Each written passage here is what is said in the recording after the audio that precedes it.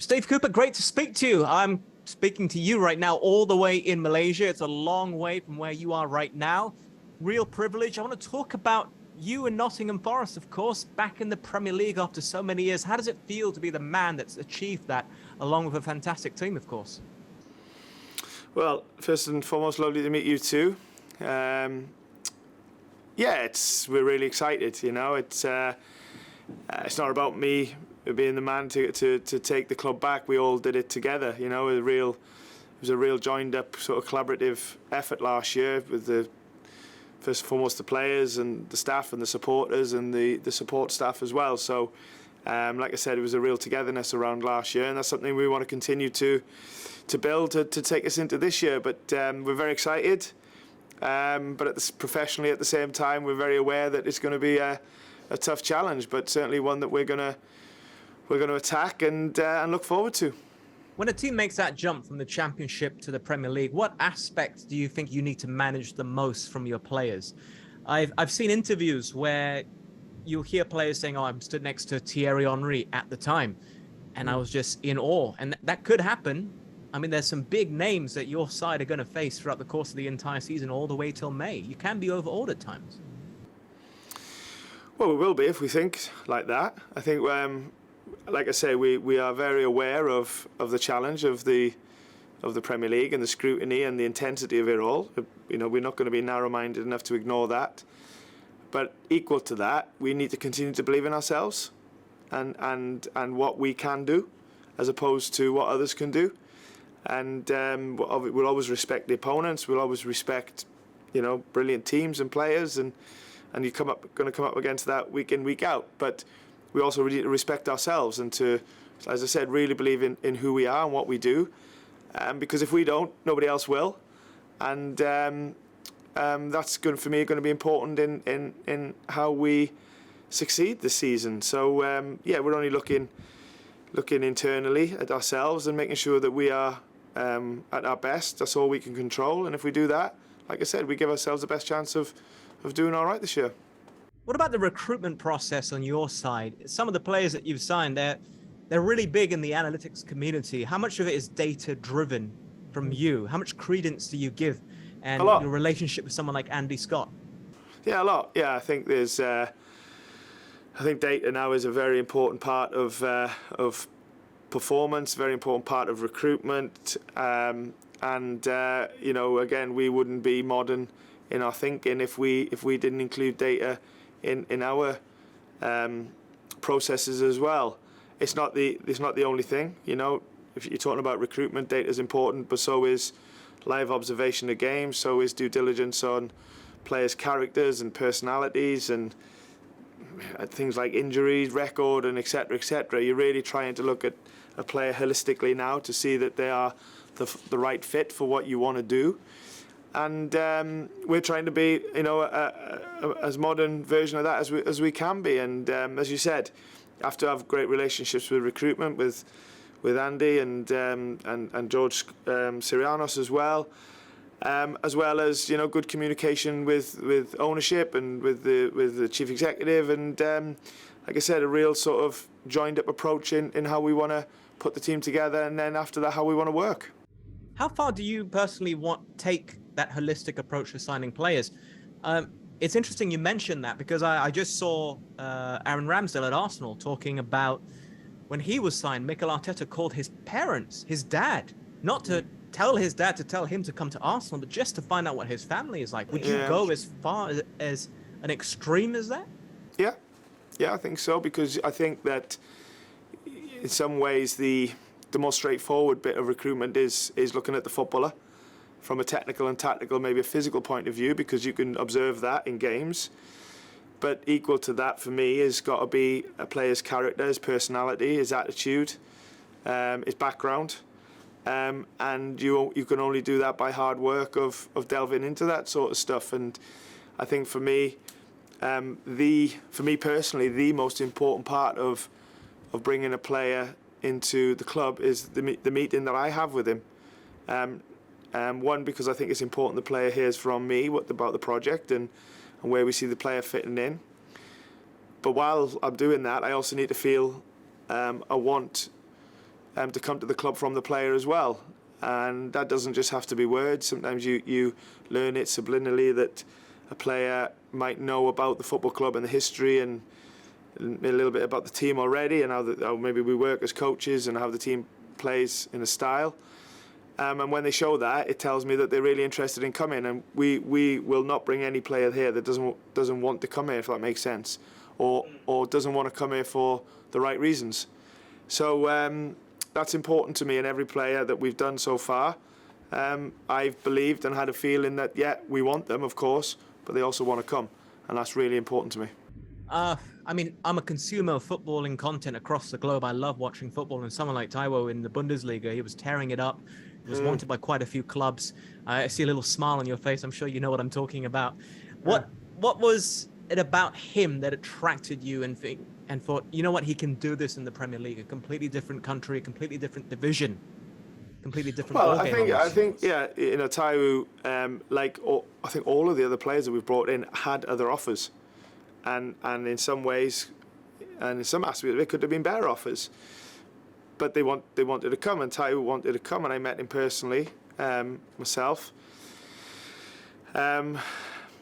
But before, obviously, I met him, I probably saw the stuff that you just alluded to in terms of the goals he scored, the way that Union Berlin played last year, and the intensity they played at is something that we like from our teams as well. So the profile of player fitted, and the exciting bit is he still's got a lot of growing in his game. He's got a lot of work that he needs to do, and that's how we work with players. We want to grow them as well. We'll never sign a finished article, I don't think, because we're just not that club.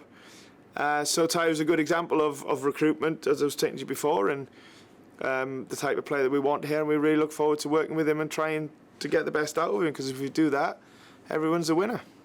It's not all been incoming signings. Samba has obviously left the club. Dean Henderson has come in. What about his attributes as a goalkeeper? Because there's many different styles of goalkeeping. What was it and his skill set that made you think this is the person I want? Because it's been a while since we've really seen him playing regularly in the Premier League. I've interviewed him before when he was at Sheffield United. He's a very confident individual. We've seen from his comments this week alone how confident he is. But on the pitch, what attracted you? I think that Dean's played in 25. Dean's played enough games or senior games to have a clear opinion on the goalkeeper that he is and can be, and the growth that he will tell you himself that he wants to make as an individual. So for me, that as we've said before, recruitment, that was easy. Oh, sorry, not easy, but straightforward to identify. He's a really talented keeper. From my time working in the England system at the FA, although I didn't work firsthand with Dean, he was very, very much part of the development program there at the time, and I knew a lot about his character and his talent through the feedback from other coaches in the meetings that we used to have. Our goalkeeper coach here, Danny Alcock, worked at the FA as well, and has worked with him. So not only did we know about Dean's goalkeeping level, we also knew about him as a guy as well, and a character. And when we knew that Brees was leaving and we needed to find a new goalkeeper, as soon as we knew of Dean's availability, we jumped all over it. And then, as I said, got that feeling that he really wanted to come. So, we jumped on it even more. And we were lucky that he came quickly and was here on the first day of pre-season, which was brilliant for us. And I'm sure having Jesse Lingard on board, someone who would know Dean Henderson well, would help each other in settling into a new club. Yeah, I think so, but they're not going to hold each other's hands. They need to, and they already are, sort of making new teammates, new friends.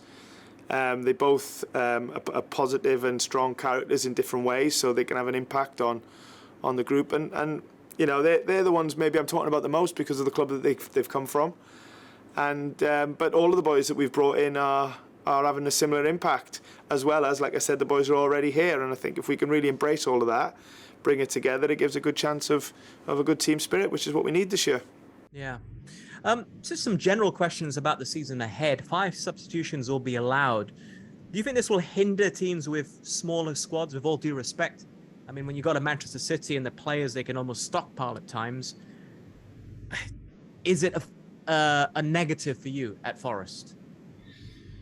Well, whether we think it's positive or negative, it doesn't really matter because it's here now. And I think what we have to do is try and use it to the best of our advantage. Of course, we're trying to put the best team we can out week in, week out. But we also know now that we can make 5 changes as well as the opponent. And so we can change certain things in the game, personnel, maybe formations and different profiles. So whether it's an advantage or a disadvantage is not something we're thinking about. What we're thinking about is how we can use the new rule to its best. And that's where our approach is. And another generalish question. It's been a long time since Forest were in the top flight in the Premier League, but they are a club with a rich history. I've done a lot of work with Martin O'Neill, one of the heroes of the Clough era, and we've often talked about how big a club it is. And this is before you got promoted. I mean, if you were to describe the magnitude and the history of this to the Malaysian viewers right now, what would you say? Well, I would say that that you're right, and Martin is a real legend of the club. And my personal experience of it is that being sort of British guy myself, you do know the size of Nottingham Forest and his status in English football. But for me, like I said, I knew before I came, but my first game, we were bottom of the league, but we still had 25,000 people there that were really passionate and supporting their team. And that was a real strike to me that, okay, yeah, this is big. And that's obviously snowballed, and the more you spend time in the city, you get to feel it even more. And for me as well, it's not just in the cities outside, it is a global club. And there's so many, there's obviously loads of supporters in and around the Nottingham area, but there's an equal amount outside of Nottingham as well, and around the country and even around the world. Some of the letters I receive is even far away as you. So yeah, it is a historic club. For me, what's important with that though is, like you said, like your question, what often comes next to Nottingham Forest when it gets mentioned is the word history and historic club. And I've really tried to understand why it's historic. So then you look at the eras of Mr. Clough and the teams, and you try and embrace that, and for the guys who are still around, bring them into the club and make sure they're playing an active role. And because we will always be that club that's proud of that era, while trying to create a positive next step and future generations. So if we can really thrive off the past and embrace the history while trying to look forward, then I think that might end up being a good plan. There's the history of Brian Clough bring unfair expectations on any manager subsequently, including yourself maybe.